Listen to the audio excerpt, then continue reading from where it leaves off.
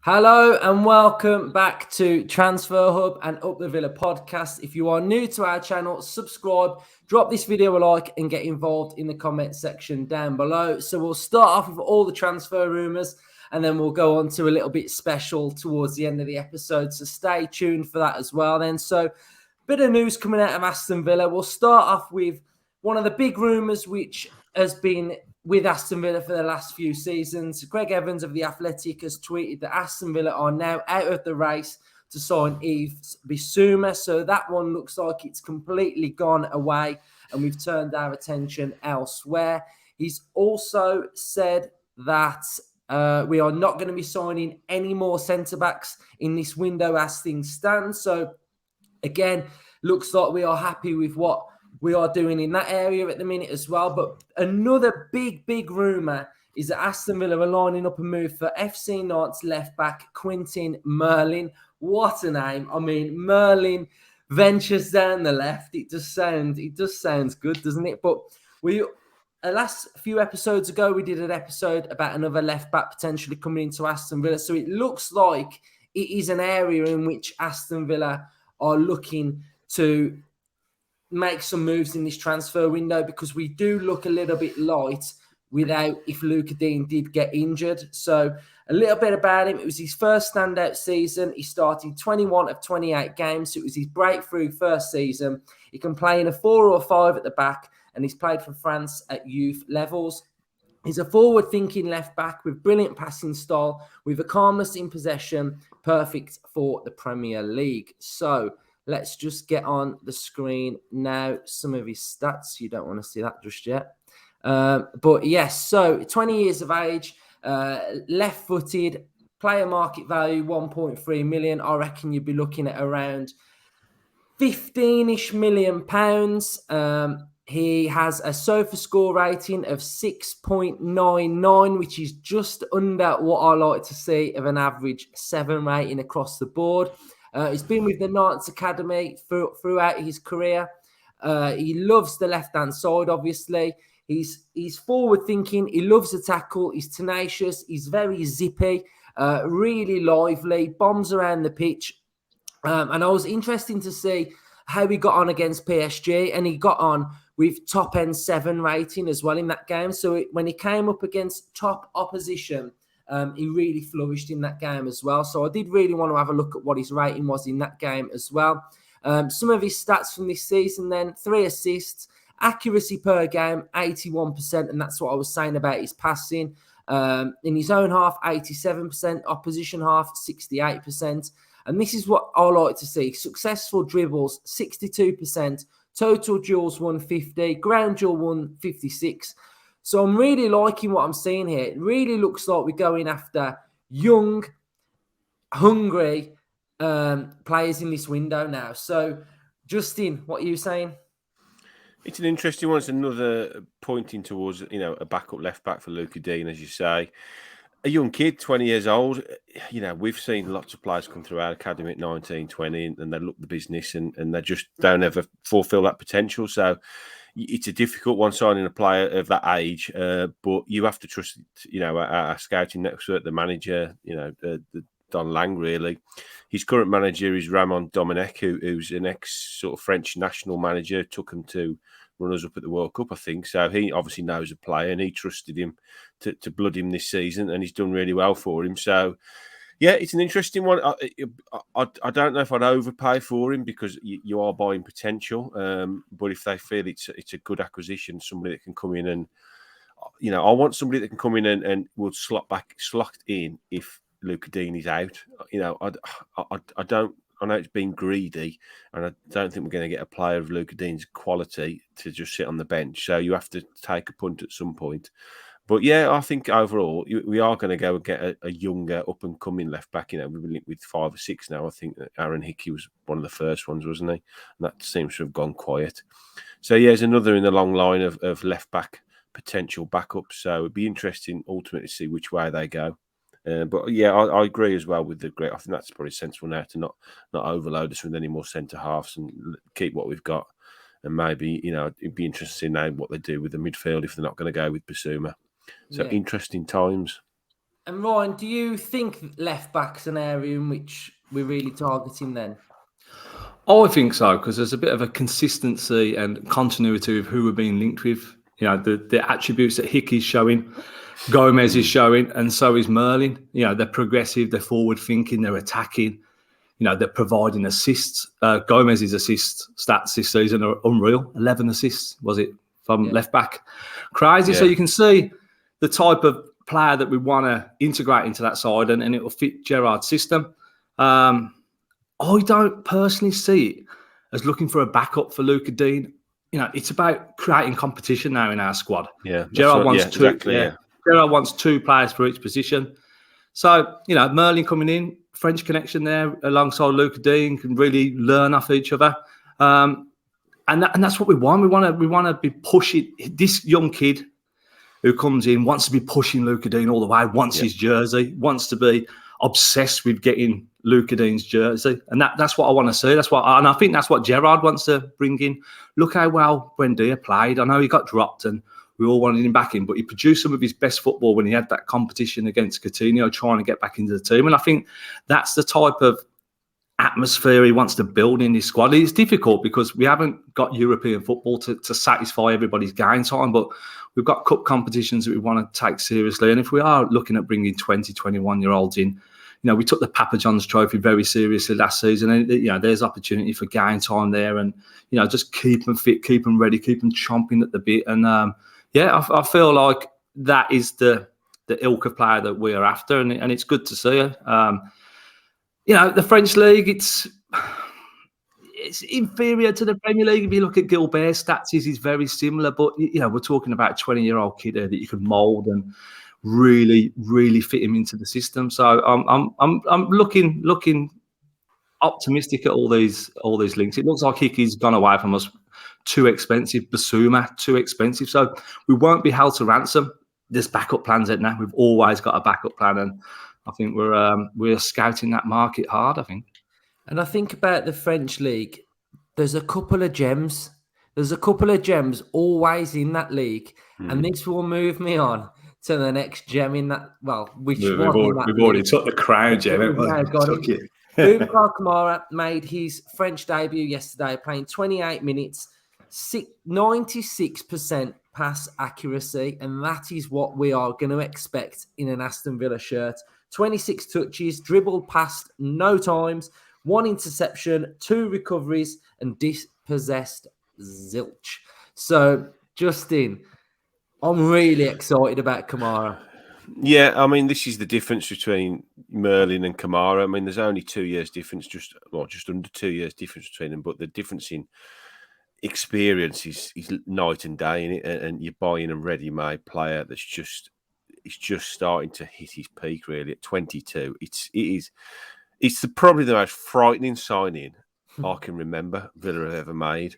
A player that is so highly rated at 22 has signed for Villa on a free transfer, and I cannot wait to see him pull that shirt on. It's unreal, really. It's unreal, and the ability the lad's got, and the way he plays the game, and the positions he picks up, and it's something we've absolutely been crying out for, isn't it, for a long time now? And we've been raving about it on this podcast for a long time back. Ever since we started this podcast, I reckon we've been saying we needed a 6.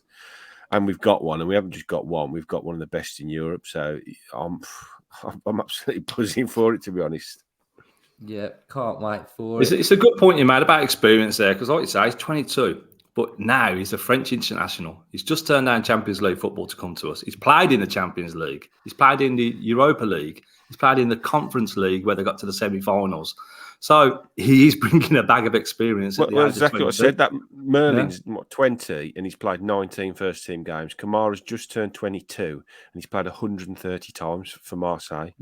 Yeah, it's I'm not discounting Merlin by any stretch of imagination, because like I say, you have to trust the scouting network and the manager there that's picked him ahead of whoever. Probably they must have had a first choice left back at the start of the season. He's only a kid coming through, and he's managed to not only impress but push himself into the first team in a top flight league. So he's obviously got something about him. So this is why now he's come to the attention of the bigger sort of leagues in Europe and the bigger clubs in Europe. So yeah, it's very exciting that we can even be linked with these type of players, to be honest. Yeah, and then to have 96% passing accuracy on your French debut, do you know what I mean? So he's going to be orchestrating. Like you on Sunday, Ryan. I know. I was looking through the videos to see if I had 100. I think I've cut one let's short. get on to this then. So the second part of this episode. So I can say though, just quickly, I did have a phone call today from the Villa about Ross Adamo and Gary Plaza, and they're not going anywhere because they're not going to be backup left back for anyone. You tell your mate Lang to do one.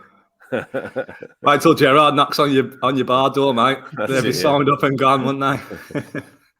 So we do match reactions, and why not do the next fitting match reaction to the last team to play at Villa Park, which was Up the Villa Podcast's 4-0 win against the Shirt Collectors. So we thought we'd do a bit of Monday night football-ish. We'll give you a little bit of a run through of just what happened when Up the Villa Podcast played at Villa Park. So we'll talk you through the goals. So it's a big lumped kick, Justin's knock on, and it fell to Josh, who, if you can see here, held it up against 3 defenders, played in a beautiful ball to Robinson 7, and I tucked it away. Look at the scenes. Beautifully. Look at Justin. Look at the face. And, to score there was absolutely fantastic. But if we just zoom back a bit, I mean, Justin, I thought you died. Yeah, you know what? I think sometimes I get so enthusiastic when the ball come in that to be honest, I actually thought that there was the defender because he was marking me quite close after I'd won a few headers, and I thought he was on me then. But I think they'd given up trying to win headers after about 20 minutes, so I just flicked it on. I just tried to give it everything I could, and I think I overcompensated with the flick on. I was just behind Josh there, and he was getting kicked. There was 3 of them. They were blasting him. They were blasting his ankles. He was appealing for the free kick, and the way he composed himself and put that through ball into you, Luke, was terrific.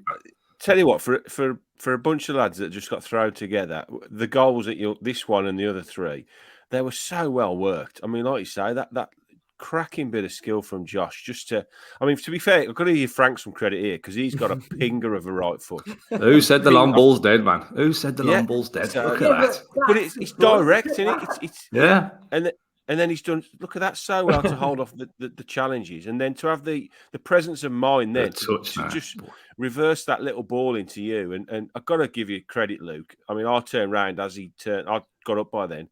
As he's flicked it into you, I'm just thinking, that first touch has got to be good now because you're going to get one chance to bury this. And your first touch just laid it lovely into your path.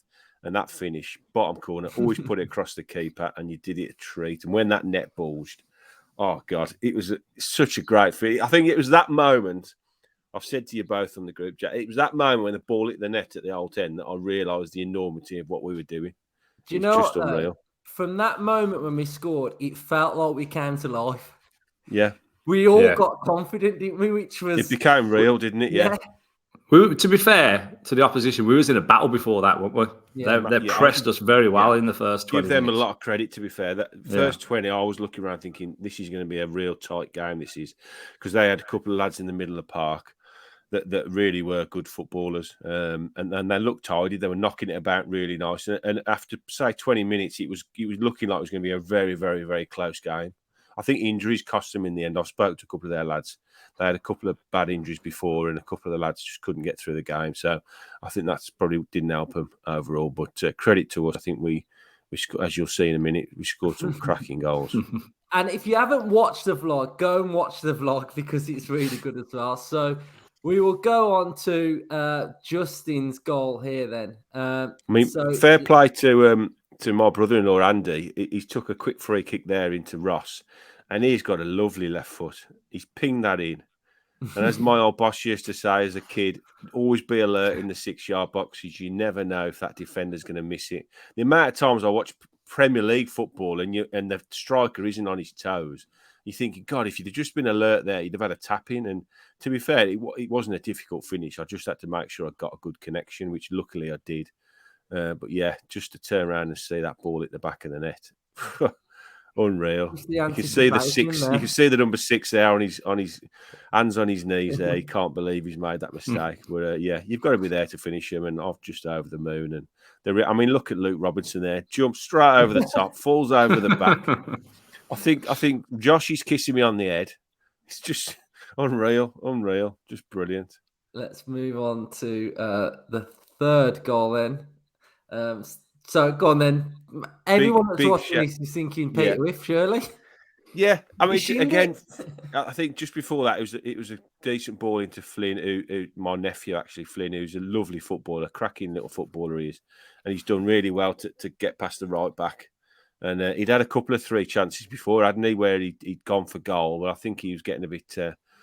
I think I was on his back a little bit, going, "Why aren't you squaring to me? Hey, I'm literally in on goal all these times," and he does. And don't care what anyone says, it wasn't a shinner. It was a nice, composed side foot into the bottom corner of the net, and I'm sticking with that.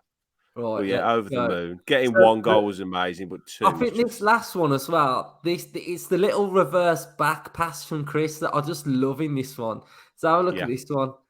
It just sets the shape of the team up now, drags them out of position. Frank, another launcher, just straight over the top. Pinpoint. Look at that pinpoint, though, innit?